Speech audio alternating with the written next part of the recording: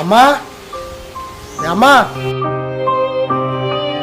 ఇంట్లోనే ఉన్నారా? బయట ఉండే బిచ్చపోలకి అమ్మ అమ్మ అని పిలుస్తావేంద్రా? లోపలికి రా.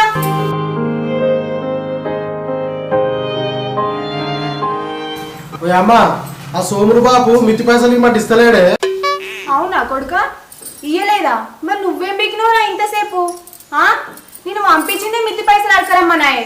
ఇయ్యలేదా వాడు? రేవా నేనేం చేయాలి? 3-4 సార్లు అడిగినా. వచ్చే నెల 2 నెలల మిత్తి పైసలు ఒకసారి ఇస్తా అంటుండు. ఈ సప్పుడేకి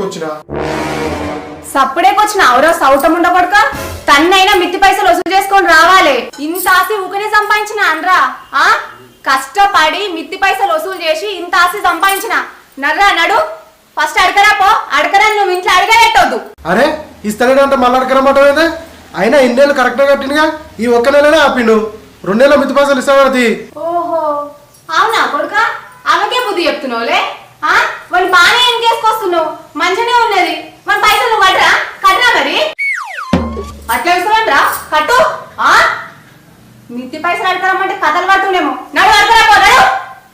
నీ అవసరతి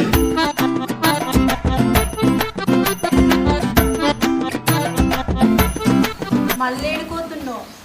మిత్తి పైసలు అడగకొస్తాం. ఇప్పటిదాకానే పోయి వచ్చినావు కదా.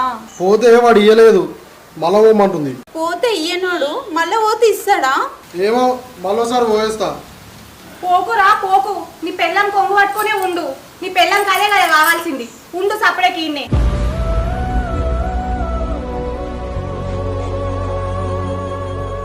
అయ్యో నేను పోవద్దన్నా నా అత్తమ్మ.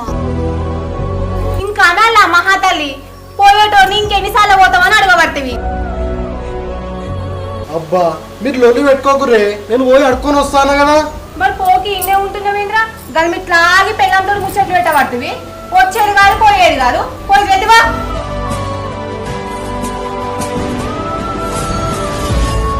అయినా నేనేమన్నా అత్తమ్మ, ఒకసారి పోతే ఇయ్యలేరంట, మళ్ళెందుకు పోతున్నావు అన్నా.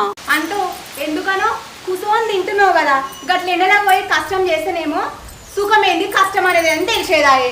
తినాలే పండాలే.